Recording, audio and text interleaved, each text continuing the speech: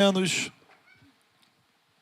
a palavra de Deus, queridos, na segunda carta de Paulo aos Coríntios,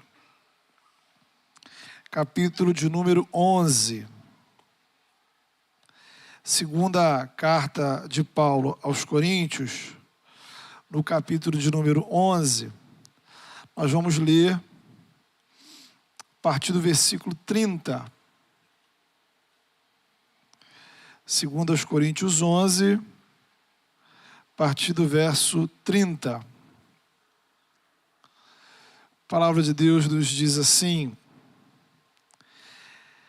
se tenho de gloriar-me, gloriar-me-ei no que diz respeito à minha fraqueza. O Deus e Pai do Senhor Jesus, que é eternamente bendito, sabe que não minto. Em Damasco, o governador preposto do rei Aretas montou guarda na cidade dos Damascenos para me prender, mas num grande cesto me desceram por uma janela da muralha abaixo, e assim o livrei das suas mãos. Se é necessário que me glorie, ainda que não convém, passarei as visões e revelações do Senhor. Conheço um homem em Cristo que há 14 anos foi arrebatado até ao terceiro céu. Se no corpo ou fora do corpo, não sei, Deus o sabe. E sei que o tal homem, se no corpo ou fora do corpo, não sei, Deus o sabe, foi arrebatado ao paraíso e ouviu palavras inefáveis, as quais não é lícito ao homem referir. De tal coisa me gloriarei, não porém de mim mesmo, salvo nas minhas fraquezas. Pois se eu vier a gloriar-me, não serei nécio, porque direi a verdade, mas abstenho-me para que ninguém se preocupe comigo mais do que em mim vê ou de mim ouve. E para que não me ensoberbecesse com a grandeza das revelações, foi-me posto um espinho na carne, mensageiro de Satanás, para me esbofetear, a fim de que não me exalte. Por causa disto, 3 vezes pedi ao Senhor que o afastasse de mim. Então ele me disse: minha graça te basta, que o poder se aperfeiçoa na fraqueza. De boa vontade, pois, mas me gloriarei nas fraquezas, para que sobre mim repouse o poder de Cristo. Pelo que sinto prazer nas fraquezas, nas injúrias, nas necessidades, nas perseguições, nas angústias, por amor de Cristo. Porque quando sou fraco, então é que sou forte. Amém. Queridos, nós somos naturalmente atraídos por coisas espetaculares. Então, talvez você já teve interesse em participar de alguma alguma reunião religiosa que prometesse alguma coisa extraordinária, pelo menos por curiosidade, sabe? Lugar tal onde seu futuro e as coisas escondidas da sua vida serão reveladas. Ou naquele lugar, tal pessoa cura doentes. Ou naquele outro lugar tem alguém que restaura casamentos e resolve todos os problemas amorosos. No outro tem alguém que traz um recado do seu ente querido que já morreu. Tem um outro lugar onde vai estar presente alguém que foi morto por alguns minutos, voltou à vida. A pessoa saiu do corpo, foi no inferno, foi no céu, conversou com o anjo, voltou. Enfim, tem tudo isso por aí. E a questão aqui não é a gente ficar julgando, sabe? O que é certo, o que é errado, o que acontece, o que não acontece. A questão que o texto levanta é: isso é evangelho? Será que o que deveria me atrair a um culto é a expectativa de ver, ouvir, sentir coisas sobrenaturais? Coisas inexplicáveis, coisas misteriosas? Será que a gente não consegue ver Deus, ou será que mesmo Deus não está presente quando alguma coisa assim diferente do normal não acontece? Então a questão tratada por Paulo nesse texto e ao longo das 2 cartas aos Coríntios, note bem, Paulo foi o plantador da igreja de Corinto. Ou seja, ele chegou naquela cidade, pregou o evangelho, discipulou pessoas, instituiu líderes, organizou a igreja. E depois de estabelecer a igreja ali, ele parte para outras cidades, para continuar o seu trabalho missionário. Mas ele continua em contato com os cristãos de Corinto. Ele recebe informações daquela igreja por meio dos seus colaboradores. Ele se corresponde com aquela igreja por meio de cartas. A igreja envia cartas para ele, ele envia cartas para a igreja. E de repente, começa a se levantar na igreja pessoas que questionam a autoridade de Paulo. Tipo assim, mas será que esse Paulo é isso mesmo, é isso tudo? Então começaram a afirmar que Paulo era um fraco. Não é que é uma pessoa ruim, sabe? Um mau caráter. Não, uma pessoa legal, gente boa. Mas ele era fraco. Haviam pessoas espiritualmente mais capacitadas que ele, mais poderosas que ele, com mais dons espirituais que ele. Pessoas que podiam ser chamadas de mais apóstolos do que ele. Então isso tudo deixou Paulo assim muito entristecido. A ingratidão daquela igreja. É visível a dor de Paulo quando você acompanha aí os capítulos 10, 11, 12 e 13 dessa carta. Capítulos que você percebe que Paulo escreveu com lágrimas nos olhos, frustração e, de fato, uma certa irritação. Como é que a igreja, de repente, ela se bandeou para falsos apóstolos que pregavam um falso evangelho e que relegava o próprio Paulo a segundo plano. O que você faria no lugar de Paulo? Como é que a gente reage quando alguém tenta nos diminuir? No trabalho, na escola, na família.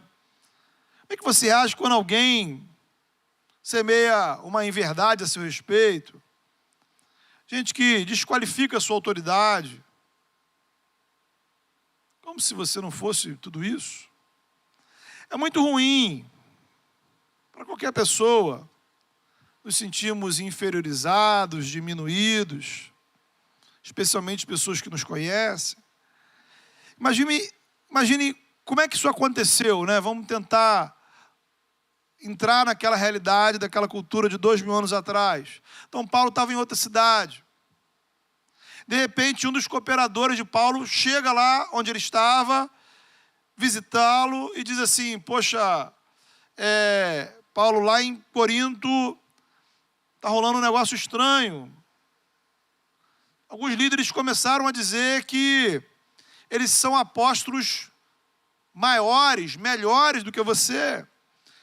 Dizem que você é uma pessoa boa, é um cara crente, mas você é um pouco fraco. Eles são mais fortes. Então a grande tentação de Paulo nesse momento é responder na mesma moeda. Ou seja, eles me diminuíram, então vou diminuí-los também. Eles ostentam poderes espirituais, vou fazer a mesma coisa. Eu vou apresentar as minhas credenciais. Sabe aquela história? Você sabe com quem está falando?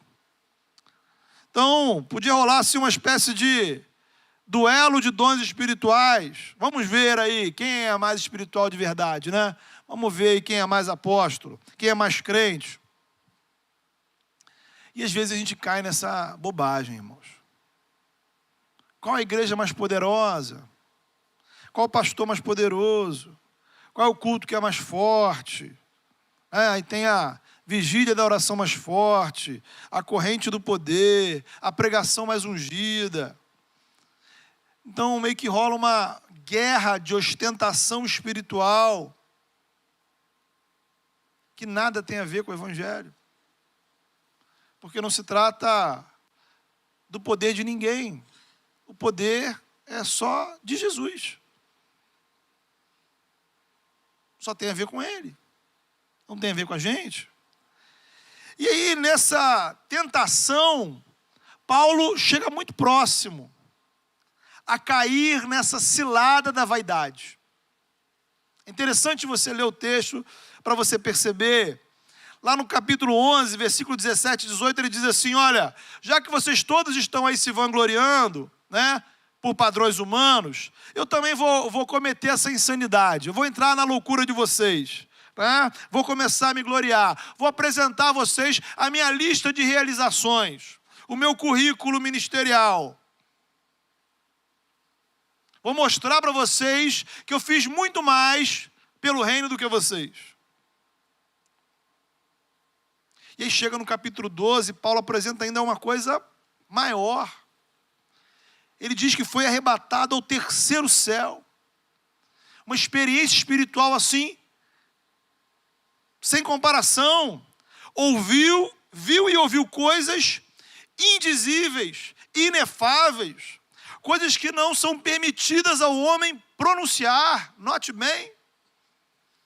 Bem, se o próprio Paulo não explicou o que ele viveu, né? Quanto mais a gente vai explicar. Então, pula essa parte. Como é que foi, o que aconteceu?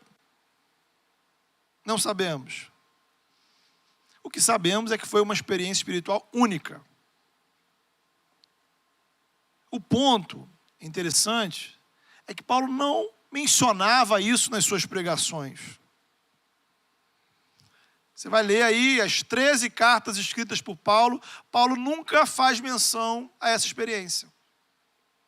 E aqui a pressão da tensão, né, leva ele a mencionar o fato, né? Tipo assim, ó, se tem alguém que pode tirar onda aqui, sou eu. Eu vou dizer por quê. Eu fui ao terceiro céu, né? Você pensa assim, eu nem sabia que tem mais de um, né? E Paulo já foi ao terceiro, né? Você está lutando aí para tentar chegar no primeiro, né? Ó. E Paulinho, então, tira onda. Imagine isso na igreja, né? Se tivesse um culto. A pessoa, hoje nesta igreja, o testemunho do homem que foi ao terceiro céu. Revelações surpreendentes. Então, faria sucesso. A grande questão é que Paulo não baseou o seu ministério em ostentação religiosa. Ele podia ter feito, esse é o ponto, mas não fez. E aí a gente percebe, queridos, a sutileza do argumento. Porque ao falar de todas as suas realizações, experiências, Paulo não estava competindo com aqueles líderes. Ele estava os ironizando. Muitas vezes Paulo se utilizava de ironias. Então, no primeiro nível, o texto tem duas camadas, dois níveis. No primeiro nível, na primeira camada, ele está dizendo o seguinte, olha, se fôssemos realmente comparar realizações, a minha seria muito maior que a de vocês, né? Não ia sobrar nada de vocês, vocês iam perder de goleada. Mas, quando a gente se aprofunda no texto, a gente chega a uma segunda camada, e aí a gente percebe algo mais sutil, que na verdade é o ponto principal do texto. E antes de chegar nesse ponto principal, eu queria fazer aqui um parênteses, né? Para você refletir, de que muitas vezes você pode estar na mesma situação que Paulo. Às vezes as pessoas nos arrastam para discussões, disputas, que não têm a menor finalidade, não têm a menor utilidade. Debates intermináveis que não produzem edificação. Apenas desentendimentos, mágoas, ressentimentos. As redes sociais estão aí o tempo todo, nos atraindo, né? Nos seduzindo, para começar uma nova crítica, um novo debate, comentar, criticar, responder. A pergunta que eu te faço é para quê? Para quê? Vai produzir alguma mudança real, sabe? Ou apenas você vai descarregar ali a sua vaidade, a sua raiva, o seu ressentimento? Então, muito antes de existir, assim, Facebook, Instagram, Paulo vai alertar Timóteo dizendo o seguinte: Timóteo, não se envolva em discussões acerca de palavras. Isso não tem proveito. Evite conversas inúteis, que só prosseguem para a impiedade. Faz um exame aí, irmão, na sua semana, no seu mês. Quantas foram as conversas inúteis, sem valor, sem utilidade, que você se envolveu? Então, Paulo poderia ter sido arrastado para essa disputa de vaidades, mas naturalmente guiado pelo Espírito, Paulo, ao invés de ser arrastado para um debate sem sentido, ele arrasta o Evangelho para a discussão. E é isso que a gente precisa fazer. Arrastar o Evangelho para os nossos problemas. E o que é o Evangelho? É Jesus. Jesus, amor de Deus revelado em Jesus, o Filho de Deus que se fez homem. Não um espírito entre tantos espíritos, mas o próprio Deus que se fez carne, o Deus que vem ao nosso encontro, que entra na lama da humanidade para nos resgatar, o Deus que não tem vergonha de se apresentar como ser humano. Evangelho é a vida de Jesus. É o ministério de Jesus junto aos pecadores, é a comunhão que ele tinha com seus discípulos, são as pessoas libertas, curadas, transformadas e enviadas por ele para servir no reino. É a morte de Cristo na cruz pelos seus pecados, o sacrifício único, definitivo, que nos traz perdão, perdão para sempre, ressurreição de Jesus, que inaugura uma nova realidade. Exaltação de Jesus, a esperança da segunda vinda de Cristo. O Evangelho é Jesus, quem Ele é e tudo que Ele fez. Então o que a gente precisa fazer, queridos, é, ao invés de sermos arrastados por debates, discussões, que não trazem edificação alguma ao seu coração, é aprender a mergulhar as questões da nossa vida no Evangelho. Quando a nossa relação com Deus não for baseada no Evangelho, e aí existem muitas pessoas que desenvolvem relação com Deus, espiritualidade, religiosidade sem Evangelho. Então existem religiões, existem alternativas espirituais, mas quando essa espiritualidade é desprovida de Evangelho, viveremos sempre uma espiritualidade caótica, distorcida, pesada, cansativa, frustrante. Porque o Evangelho é o que o próprio Deus revelou. É Jesus. Isso vale para todas as nossas relações, queridos. A relação entre você e a igreja, a relação entre você e a sua família, a relação entre você e o mundo. Todas essas relações precisam ser intermediadas pelo Evangelho. Nós aprendemos e cremos que Jesus é o mediador, mas Ele não é apenas o mediador entre você e Deus, Ele é o mediador entre você e os seus amigos, entre você e a igreja, entre você e a sua família. É por meio dEle que relacionamentos saudáveis são construídos. Seja qual for a crise que você estiver atravessando, é muito importante. Não deixe a crise te arrastar. Arraste a crise para o Evangelho. Pare um pouco de pensar em soluções para o seu problema. Às vezes a gente fica de maneira obcecada, e nos cansamos, e nos frustramos, e nos decepcionamos. Isso drena todas as nossas energias, porque você não encontra uma solução. Então, deixe a solução para o Senhor. E pense o seguinte: como é que seria este problema se você o encarasse pelas lentes do Evangelho? tenho certeza que você veria o que você está atravessando por uma nova perspectiva, um olhar diferente, porque o Evangelho muda tudo. A graça de Deus revelada em Cristo faz toda a diferença. Nada permanece igual depois de ser impactado com o Evangelho. Paulo estava no meio de uma grande crise ministerial. O coração de Paulo estava muito machucado. E ele aplicou nessa situação a loucura do Evangelho. E aí a gente chega no versículo 30, onde a gente começa o nosso texto. Ele diz aí: se tenho de me gloriar, gloriar-me-ei na minha fraqueza. A pergunta é: como é que alguém em sã consciência se gloria nas suas fraquezas? Ora, afinal de contas, ele estava sendo acusado de ser um fraco. Estranho isso, né?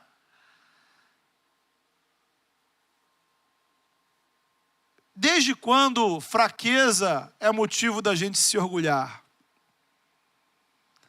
Nós somos educados pela cultura a esconder as nossas fraquezas e a mostrar as nossas virtudes, né?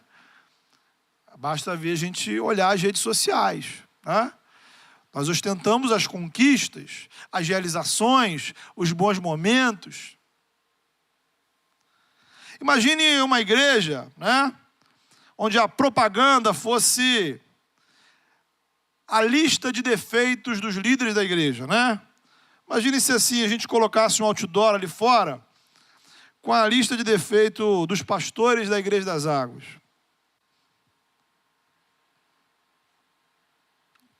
Claro que o Filipe tem mais, né? Mas eu acho que não seria uma propaganda muito eficiente. Seja os meus defeitos, seja os dele. E aí,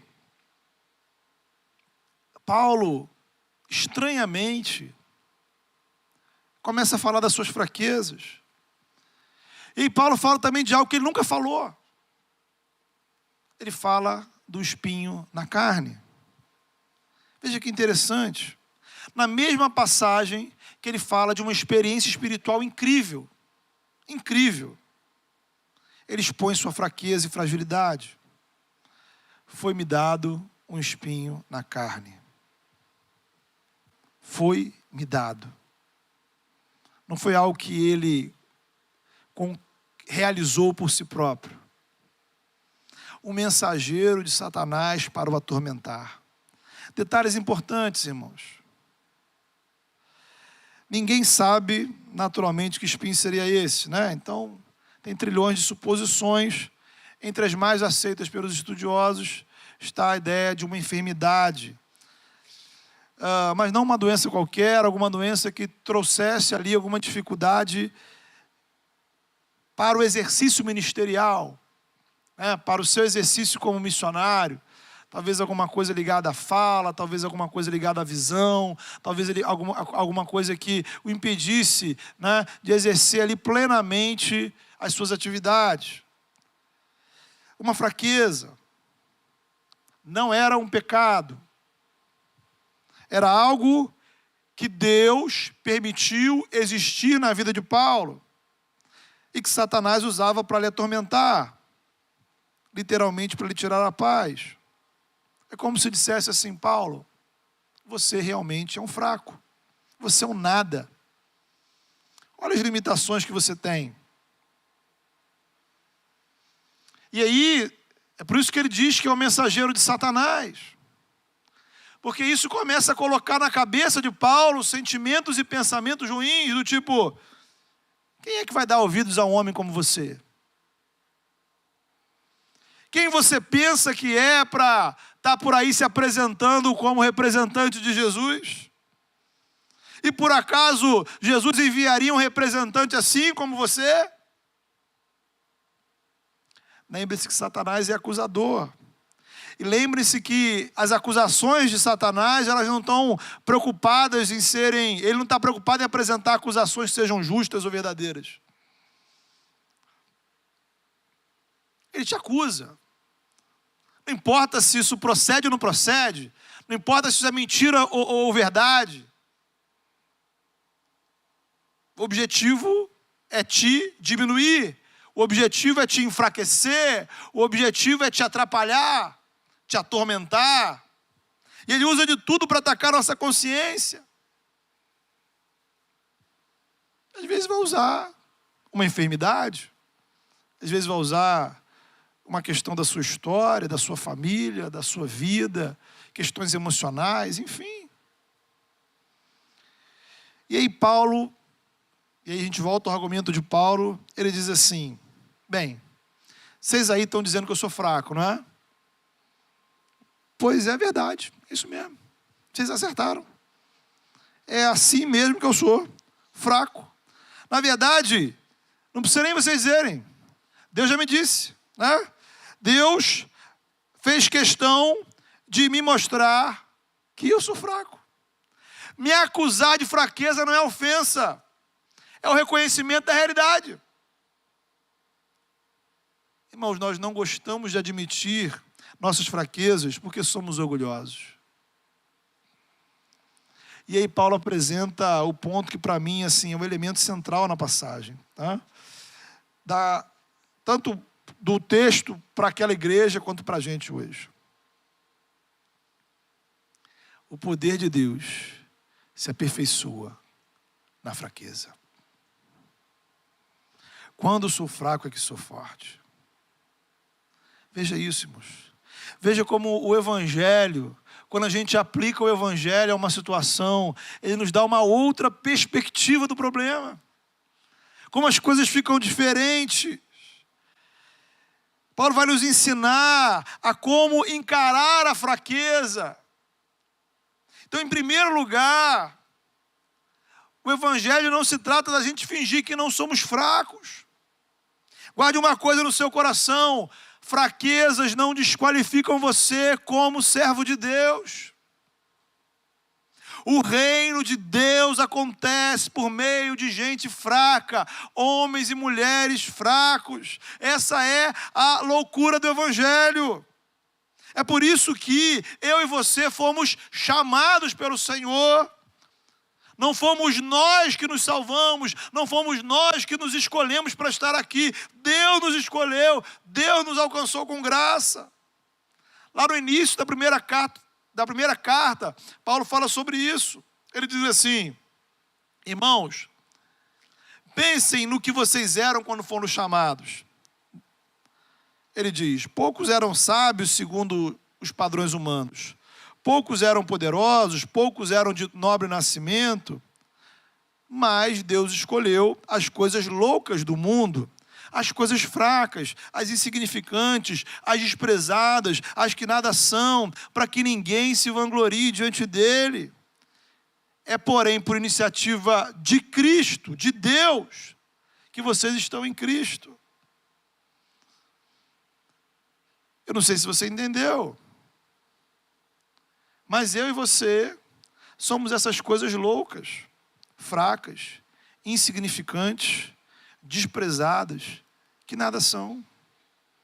Esse é você, esse sou eu. Mas, por iniciativa dele, nós estamos em Cristo Jesus. Glória a Deus por isso. Portanto, querido, não é vergonha você e eu termos limitações. Isso não desqualifica você como servo de Deus. Ao contrário, o que Paulo está dizendo é que o verdadeiro servo de Deus é aquele que admite, que reconhece as suas fraquezas.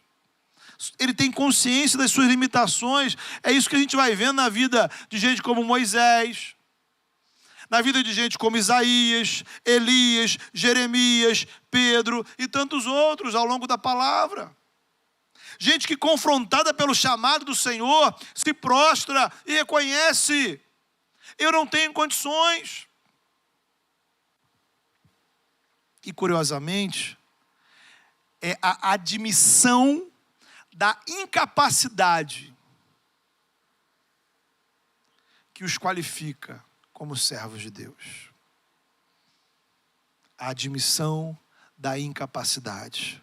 Porque quem tem consciência das suas fraquezas se coloca na dependência de Deus. É por isso, querido, que o texto diz que o poder de Deus se aperfeiçoa na fraqueza.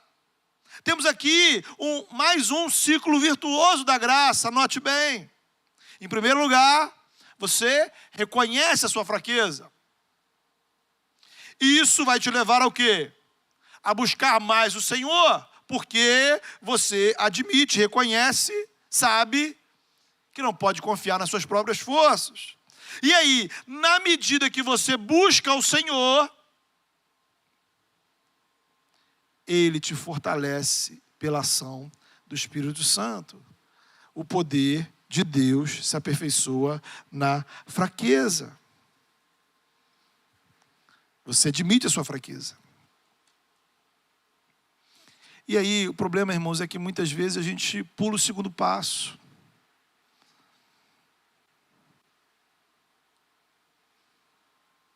Eu sou fraco, ok? Você reconhece. Mas o quanto que esse reconhecimento te leva a buscar mais o Senhor? O poder de Deus, não é o seu poder. É o poder de Deus que se aperfeiçoa na fraqueza. Então, eu preciso buscar esse fortalecimento. Nossas fraquezas são oportunidades para o fortalecimento da nossa fé. O Evangelho não se trata de você deixar de ser fraco. O Evangelho se trata de você buscar em Deus o fortalecimento para a sua vida. Não servimos a um Deus que despreza os fracos, mas que fortalece. Deus não está em busca dos que fingem ser fortes, mas daqueles que buscam o fortalecimento no Senhor. Porque, claro, irmãos, todos somos fracos, todos imperfeitos, limitados. O primeiro desafio é reconhecer. Tem gente que não reconhece. Não reconhece de modo específico, né? Todo mundo fala, né? Eu sou pecador, eu sou fraco, parará. Ok, mas fala aí, me dá um exemplo aí. Dá uma listinha aí. Suas fraquezas, bota no papel. Suas fragilidades. Você teria condição de colocar no papel 3 áreas da sua vida que você tem dificuldade real? São fraquezas reais da sua vida? Isso mostra muitas vezes, irmãos, a nossa dificuldade de olhar com seriedade para a nossa vida e para as nossas limitações. O pessoal de Corinto se achava super espirituais, né? Muitos dons, muito qualificados. Arrogância. A consciência da fraqueza me leva a buscar mais o Senhor, mas o contrário é verdade. Quanto mais forte eu me sinto, menos eu vou buscar o Senhor, menos eu me coloco na dependência de Deus. E aí a gente se ilude, porque é o caso deles. Porque eles se achavam fortes, porque faziam muitas coisas na igreja, porque tinham dons. E a gente se compara, eu sou melhor do que fulano, eu sou melhor do que cicrano, eu sou melhor do que o outro, eu sou melhor daquele que não veio, eu sou melhor daquele que está lá no mundo. Eu prego tão bem, eu oro tão bem, eu toco tão bem, eu lidero tão bem. Quem se sente assim, dificilmente vai se ajoelhar e pedir a Deus força, unção, poder para servir. Você precisa entender, precisa ficar claro no seu coração, que nada que você faz para Deus depende apenas da sua capacidade. Olhemos para o exemplo de Jesus, nosso Salvador. Não veio ao mundo como um super-homem voando pelos céus. O Filho de Deus não veio ao mundo como uma espécie de guerreiro invencível. O Filho de Deus veio ao mundo como ser humano, cheio de fragilidades como eu e você. Ele veio na forma de servo, suscetível aos mesmos problemas que você e eu.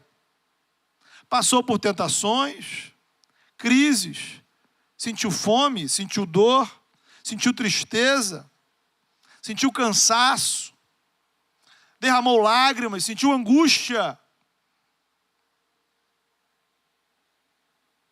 Por tudo isso, para cumprir seu ministério, ele precisou se colocar na dependência de Deus. Mas aí ele fez o que talvez você não faça. Ele buscou isso.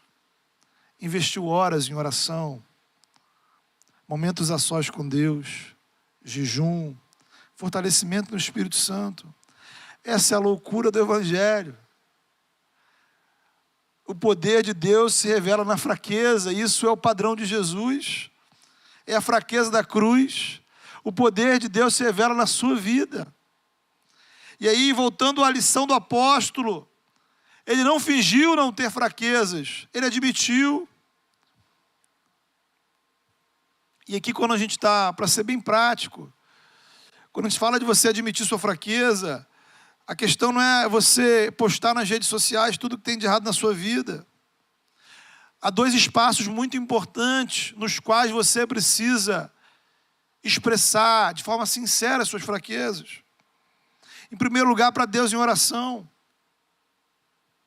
Você precisa falar com Deus em voz alta cada uma das suas dificuldades e fraquezas. Porque o poder de Deus, que se aperfeiçoa na fraqueza, é ministrado em nossa vida na oração. Você está falando com quem? Com Deus. Em segundo lugar, você precisa ter alguém de confiança para conversar. Vivemos um ambiente, um mundo de muita desconfiança. E muitas vezes a gente não tem boas experiências nessa área. Eu respeito a sua dificuldade, mas já está muito bem estabelecido que espiritualidade saudável demanda pessoas de confiança com as quais a gente pode conversar e orar sobre nossas limitações e dificuldades. Amigos mais chegados que irmãos, líderes, mentores, pastores, pessoas que Deus coloca no seu caminho. Gente crente, gente madura, gente que pode dar suporte a você. Porque através de uma boa conversa, onde você pode falar e ouvir, o poder de Deus é ministrado em nossas vidas. E aí, queridos, além da oração e da conversa, o poder de Deus se aperfeiçoa quando a gente se dispõe a servir o Senhor. É o caso de Paulo. Olha isso. Paulo não se apegou à sua fraqueza como justificativa para não servir ao Senhor. Ele não diz assim, poxa, não, a partir de hoje só vou à igreja quando eu não tiver mais espinho na carne. Paulo não se fez de vítima. Pô, coitado de mim, gente, olha. Eu queria ser um apóstolo melhor, queria ser um servo melhor, mas não consigo, não tem jeito. Tem um espinho aí, já orei, mas Deus não me atendeu. Esse é o sentido, irmão, e você precisa entender essa frase, essa expressão. A minha graça te basta. O que significa essa expressão tão desgastada pelo uso? Não é que Deus estava dando um fora em Paulo.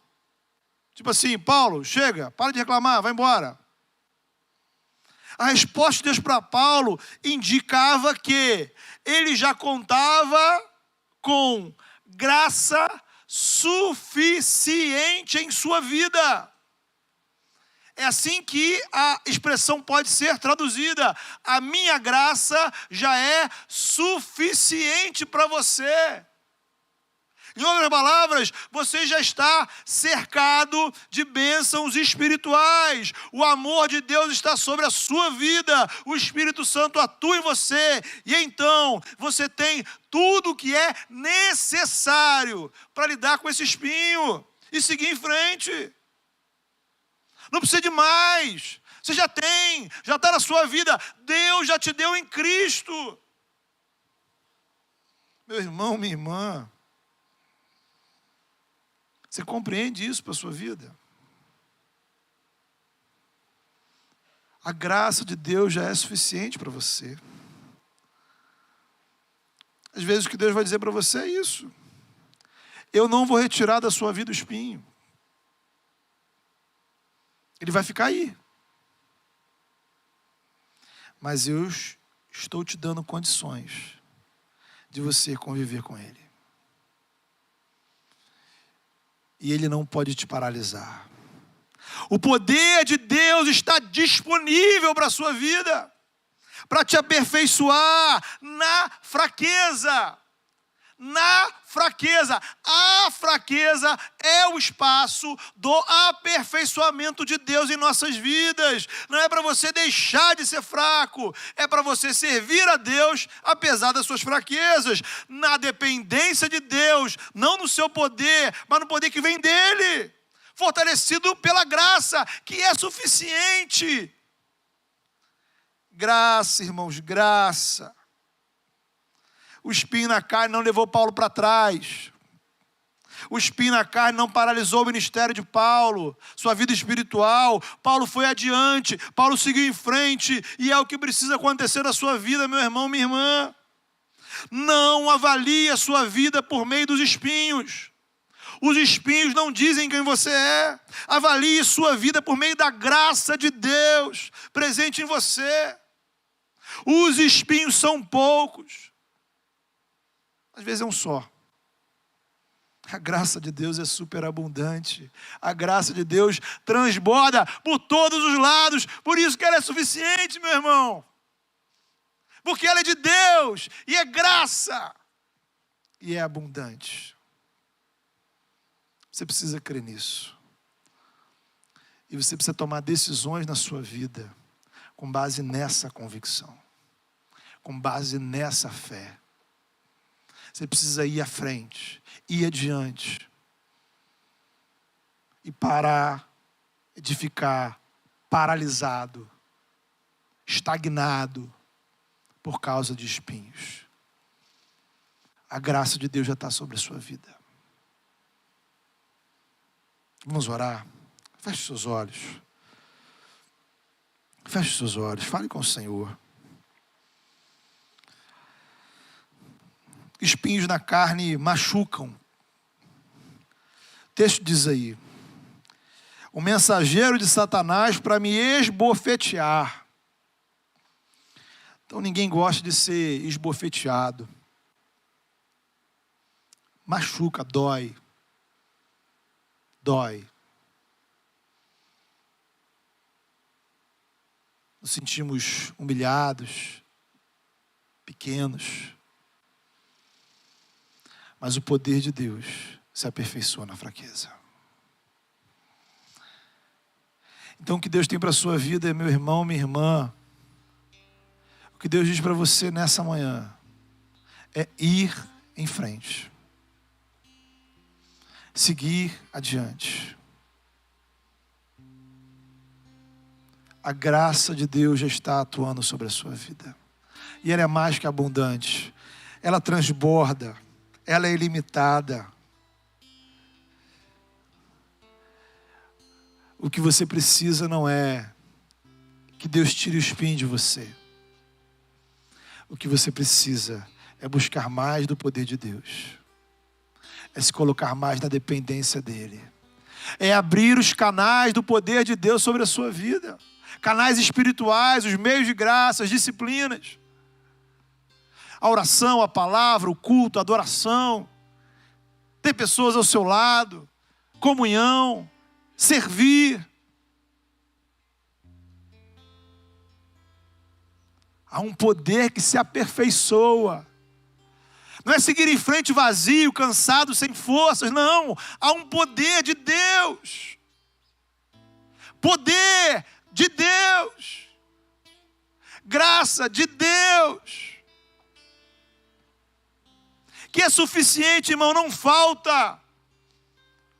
Se é suficiente, se Deus está dizendo que é suficiente, quer dizer que não falta. Quer dizer que não tem menos na sua vida do que na minha. Tem tudo o que você precisa, tem tudo o que é necessário e sobra.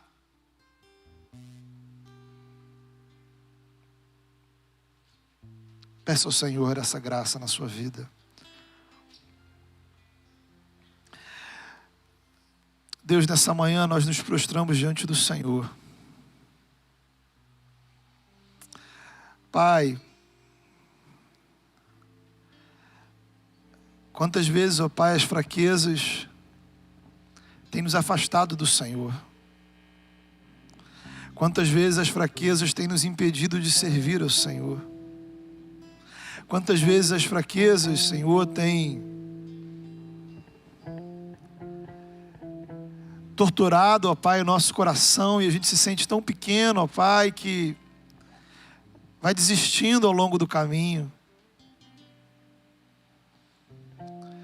Pai, mas nós louvamos o Teu nome por Teu amor, ó Pai, que é um amor, ó Pai, imensurável. O amor de um Deus, ó Pai, que não despreza os fortes, que não despreza os fracos, mas um Deus, ó Pai, que aperfeiçoa o Seu poder na fraqueza. Pai, nessa manhã, Senhor, nos faça nos sentirmos acolhidos pela Tua graça, Senhor. E aqueles, ó Pai, que se sentem, Senhor, entristecidos, incapacitados, talvez mesmo envergonhados, talvez pensando em desistir, talvez aqueles que já desistiram, que possam sentir-se, ó Pai, acolhidos pela Tua graça, Senhor. Porque o Senhor é o Deus que acolhe os fracos. E a Tua graça é suficiente, ó Pai. É suficiente para todas as nossas limitações.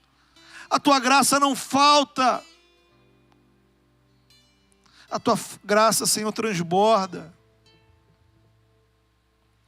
Ó Pai, em nome de Jesus, que possamos, ó Pai, nos colocar na dependência do Senhor, buscar o fortalecimento do céu e seguir adiante, e seguir em frente, servindo ao Senhor, cumprindo os propósitos do Senhor para as nossas vidas. Nos ajuda, Senhor, a buscar o Senhor, que a nossa vida não seja definida pelos espinhos que temos, mas que a nossa vida seja definida, Senhor, pelo poder que vem do céu sobre nós. Aperfeiçoa-nos, ó Pai, aperfeiçoa-nos, dá-nos a humildade de reconhecer e de buscar, de admitir, ó Pai, buscar o Senhor em oração e se prostrar diante do Senhor. Que possamos sentir, ó Deus. E eu peço ao Senhor que em nome de Jesus, na autoridade que é na Tua palavra, Senhor, que aqueles Teus servos que nessa hora se prostram, buscam e sinceramente, ó Pai, se colocam diante do Senhor, que experimentem do Teu poder na vida deles, ó Deus. Que de fato o Teu poder flua sobre nós e nos sintamos, ó Pai, fortalecidos por Tua graça, animados pelo Teu amor, empolgados pela ação do Teu Espírito, ó Deus. Em nome de Jesus, manifesta o Teu poder, ó Pai, na fraqueza dessa igreja, na fraqueza de cada membro dessa igreja, na fraqueza de cada ministério dessa igreja, na fraqueza de cada ação que nós fazemos. Que apesar de todas as nossas fraquezas, ó Pai, uma multidão de fraquezas, o Teu poder se manifesta em nós, entre nós, através de nós, para a glória do Teu nome, em nome de Jesus. Amém.